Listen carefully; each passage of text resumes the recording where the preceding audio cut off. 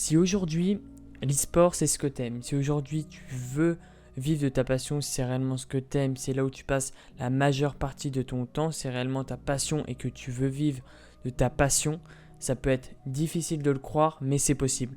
Aujourd'hui, je vais te faire comprendre à travers cette vidéo que l'e-sport, c'est clairement un marché qui est en train d'exploser.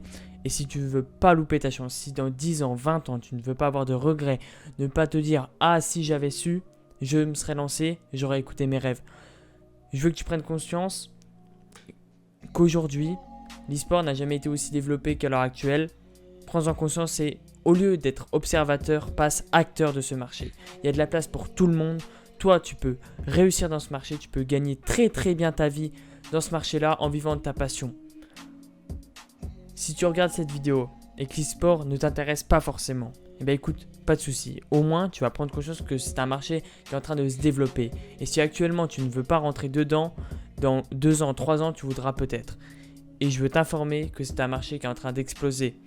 Par contre, si toi, tu veux passer à l'action, si toi, tu veux vivre de tes revenus de l'e-sport, si toi aussi, tu veux réussir à gagner ta vie grâce à ta passion, grâce aux choses que tu aimes, vivre avec des personnes qui te ressemblent, vivre avec des personnes que tu vas côtoyer tous les jours, qui ont les mêmes envies que toi, qui ont les mêmes ambitions, tu vas te sentir porté par une communauté. Le marché de l'e-sport a été estimé à 1,5 milliard de dollars en 2020, une croissance qui a été confirmée par plusieurs études parues en 2016. Alors je vais t'énumérer les différents métiers qu'il va être possible de faire dans l'e-sport. Certains, tu as peut-être connaissance que ces métiers existent, d'autres non. Alors, le premier thème, ça va être l'aspect financier de la chose. Évidemment, on va avoir de la trésorerie, tu peux être comptable, tu peux être responsable de budget pour de grandes structures, pour des marques en rapport avec l'e-sport.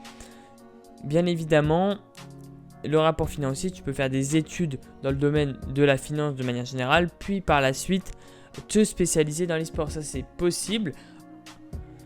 S'orienter dans un domaine qui de base n'a rien à voir avec l'e-sport, eh ben, il y a bien évidemment des liens. Et j'ai envie de te dire que ce soit dans tous les domaines que je vais te citer à l'heure actuelle qui composent notre vie. Clairement, tous sont rattachés à l'e-sport. Actuellement, l'e-sport est un puissant moyen marketing. Énormément de marques que je ne citerai pas, mais de vêtements, de survêtements, peu importe, sont lancés dans l'e-sport. On fait de grands partenariats avec des structures qui sont, elles, en pleine réussite.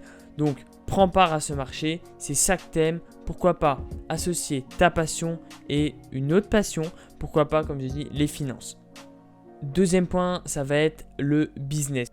Tout ce côté partenaire, tout ce côté affaires, ce côté où tu vas pouvoir être négociateur pour une marque, ambassadeur pour une marque.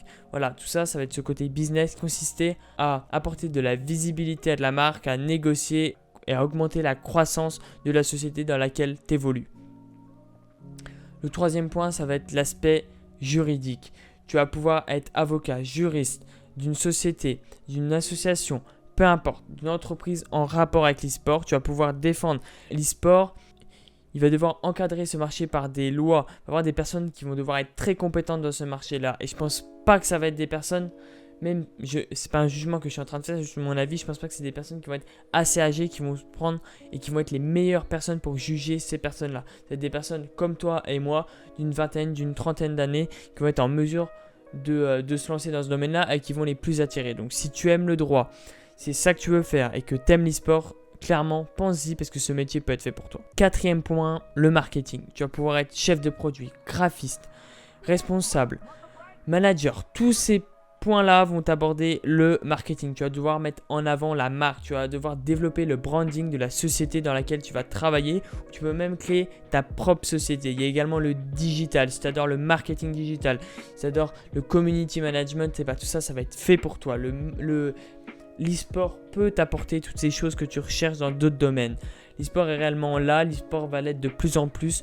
Prends-en conscience et fonce. Sois là avant même que les autres seront. Il y a réellement un marché à développer, il y a réellement des personnes qui vont devenir des leaders dans leur industrie. Je veux que toi, tu sois le premier dans ces domaines-là. Cinquième point, l'aspect communication. Il va falloir mettre en avant, il va falloir vendre, comme j'ai pu le dire auparavant, mais il va surtout falloir améliorer la visibilité des sociétés, des entreprises. Il va y avoir de plus en plus de journalistes qui vont être spécialisés dans l'e-sport. Il va y avoir de plus en plus de reportages qui vont passer à la télé. il va falloir communiquer en interne dans ta société, communiquer en externe vers d'autres sociétés, négocier des joueurs, etc. Donc ça va se rapporter à la communication. Dans un sens du relationnel, et ben la communication, ce domaine-là peut être associé à l'e-sport et tu peux en tirer bénéfice. Le 6e point, ça va être l'informatique et l'aspect technique. La fibre est arrivée, beaucoup de personnes vont organiser des événements, des LAN qui pour moi vont se professionnaliser. Même si en France, ça porte majoritairement sur le volontariat, ça va se professionnaliser, il va y avoir des contrats faits pour la régie, pour des monteurs vidéo qui vont devoir mettre en avant cet événement, être réalisateur pour filmer l'événement, pour amener du monde, etc. etc. Donc la partie informatique, tu peux te nicher dedans. Si tu adores performance et que tu adores l'informatique, pourquoi pas créer quelque chose qui va permettre aux joueurs de développer leur performance grâce à de nouvelles souris, de nouveaux claviers, de nouveaux écrans. Donc, si tu es un passionné d'informatique et que tu adores l'e-sport, ne te contente pas de suivre la voie toute tracée de l'informaticien, etc. Il y a des moyens, il y a quelque chose à faire dans l'e-sport et prends-en conscience. 7e point, l'organisation des événements. De plus en plus de LAN vont se faire et il va falloir encadrer tout ce monde-là. De plus en plus de joueurs. La croissance de joueurs qui sont partis en LAN, je ne parle qu'en amateur, a explosé. Le nombre de joueurs à l'international qui se rencontrent le plus fréquemment possible a explosé. Les événements vont se multiplier parce que tout simplement ça attire de l'audience, ça attire de la visibilité. Donc il va falloir organiser ces événements-là. Il va y avoir des arbitres, bien évidemment. Il va y avoir des organisateurs de tournois. Il va falloir planifier tout ça. Il va avoir toute cette partie administration de tournois, des prises de décision qui vont être faites, le conditionnement des joueurs, comment on va gérer les joueurs, à quelle heure ils vont jouer, etc. Donc ça va falloir s'en occuper et c'est une partie importante de l'e-sport. Ils adorent ce côté organisationnel, que ce soit dans la vie de tous les jours, c'est-à-dire organiser, planifier des choses. Dans l'e-sport, on a besoin de ces personnes-là, donc fonce et n'hésite pas. 8e point, la partie animation, la partie, je dirais même, divertissement. Il va falloir caster, que ce soit des tournois de l'e-sport, mais tu peux également vivre du streaming, tu vas pouvoir vivre de vidéos YouTube et tu peux même très très bien vivre du contenu que tu vas apporter. Tu vas pouvoir hoster des personnes, tu vas pouvoir pourquoi pas créer une plateforme qui vont se charger de faire des interviews de joueurs, se contenter tout simplement de mettre en relation plusieurs joueurs entre eux, pourquoi pas par la suite créer des émissions télé, des émissions en live sur Twitch, sur YouTube, etc. Des choses qui sont déjà faites mais pour moi pas assez développées. Et pourquoi pas passer à la télévision. Je pense clairement d'ici 5 ans, si c'est avant, il y aura des chaînes de télévision qui vont se créer pour mettre en avant ces personnes-là parce que c'est simplement des personnes qui attirent de l'audience. C'est tout simplement énorme. Donc si tu adores streamer, caster, faire des vidéos sur YouTube, écoute, fonce parce que la niche là, elle existe dans l'e-sport et elle recrute, elle recherche du monde.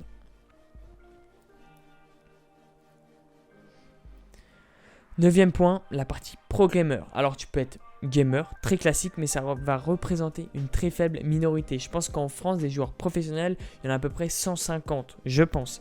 Donc être pro gamer, ok, c'est cool, mais avoir des composants pour encadrer. Donc va avoir l'encadrement de ces joueurs professionnels. Va avoir déjà l'encadrement au niveau de la santé. Tu peux être diététicien, préparateur physique, préparateur mental, kinésithérapeute, etc. Donc comprends que l'e-sport a besoin de nouveaux médecins. Les structures essaient de mettre leurs joueurs en meilleures conditions physiques et mentales. Donc, de nouveaux médecins, de nouvelles professions. Il va y avoir des études qui vont être faites sur comment les joueurs se comportent, quels sont les muscles que les joueurs utilisent le plus, comment les aider, etc. Donc, il va y avoir beaucoup d'études. Si tu adores la santé, pourquoi pas te lancer là-dedans, travailler avec l'e-sport et travailler avec la santé, t'occuper des joueurs, t'occuper de leurs conditions physiques, mentales. Il y a énormément de travail à faire dedans et on est en plein recrutement. Le domaine du coaching mental, donc moi j'essaye d'incarner sur ma chaîne YouTube, mais pas également, j'essaye également de donner cette vision d'éducateur e-sportif, j'essaye de vous faire comprendre les différentes visions du monde de l'e-sport, c'est réellement ça que je veux faire apporter.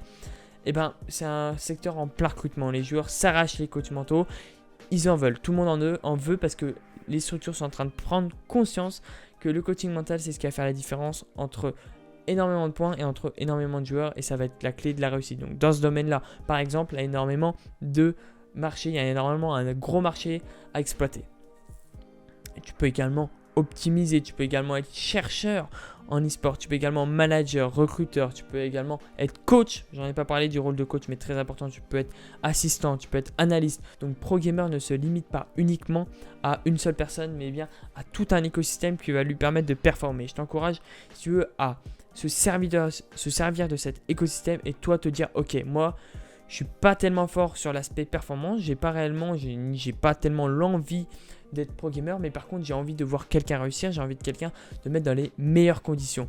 Et ça, il y a un réel marché à développer. C'est ça que tu veux, et ben je t'encourage à foncer. Le 10e point, qui est pour moi celui dans lequel j'entreprends et dans lequel je veux me développer, également vivre de ma passion dans l'esport, c'est le rôle de formateur et plus particulièrement l'éducation. Il va falloir éduquer. Neo, le patron de Vitality, a clairement dit qu'il fallait éduquer les jeunes joueurs e-sport, les joueurs une fois qu'ils ont atteint un certain stade de succès qui arrive très très vite, tu passes du bas de la scène au haut de la scène, tu te fais recruter par une grosse structure, peu importe, faut éduquer ces joueurs-là, il faut leur faire comprendre qu'il y a différents moyens, différentes personnes qui vont vouloir les approcher, ça va être à lui de gérer seul, il va avoir beaucoup de pression, il va avoir énormément de choses à penser.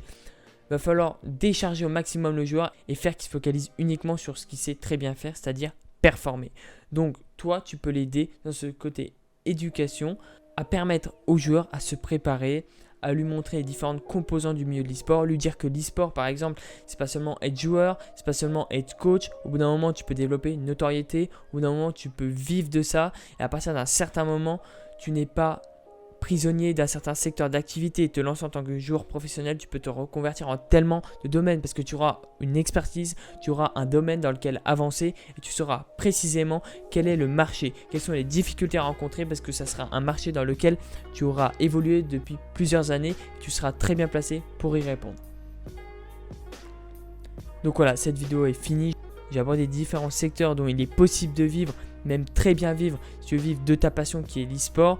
Chose que j'essaye de mettre en avant sur cette chaîne, mais pas que, il y a d'autres thèmes qui vont arriver très rapidement, qui sont des thèmes que j'aime. J'aime pas que l'e-sport, l'e-sport c'est ma passion, mais j'ai également d'autres passions à côté que je vais mettre en avant sur cette chaîne. Cette chaîne n'est pas consacrée que à ça. J'ai abordé dans cette vidéo 10 points, 10 éléments, 10 secteurs d'activité que tu peux toi-même exploiter si tu veux vivre de l'e-sport, si c'est ta passion et que tu veux vivre de ça.